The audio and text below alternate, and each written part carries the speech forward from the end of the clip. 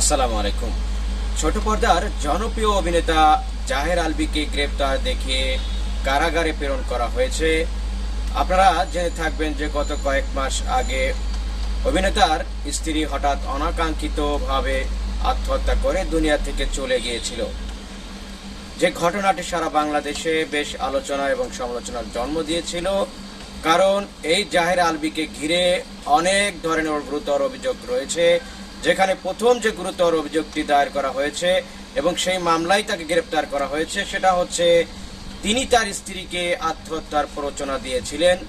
এটার অন্যতম কারণ হচ্ছে জাহের আলভী যাদের সাথে অভিনয় করেন এরকম অনেক সহকর্মীর সাথে তার পরকীয়ার একটি ঘটনা কিন্তু আমরা জেনেছি সামাজিক যোগাযোগ মাধ্যমে, এবং সেই ঘটনার জের ধরেই তার স্ত্রী আত্মহত্যা করে দুনিয়া থেকে চলে গিয়েছিল।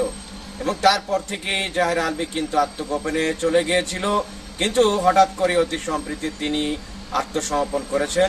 কারণ তার বিরুদ্ধে মামলা হয়েছিল, তাকে বাধ্য হয়েই আত্মসমর্পণ করা লেগেছিল এবং আত্মসমর্পণ করার পরেই তাকে কিন্তু গ্রেপ্তার দেখিয়ে কারাগারে প্রেরণ করা হয়েছে।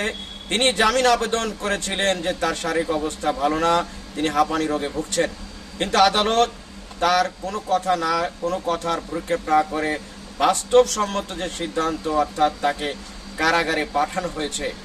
এই ঘটনার মাধ্যমে দেশবাসী একটি মেসেজ কিন্তু পাবে, সেটা হচ্ছে অভিনেতা অভিনেত্রী সাধারণ মানুষ যেই হোক না কেন, বিবাহ শাদী হওয়ার পরে যে অবৈধ সম্পর্ক, পরকীয়ার যে ঘটনা, এবং এই ঘটনার মাধ্যমে যে একটি সংসার যে শেষ হয়ে যায়, নিঃশেষ হয়ে যায়, তার একটি বাস্তব উদাহরণ।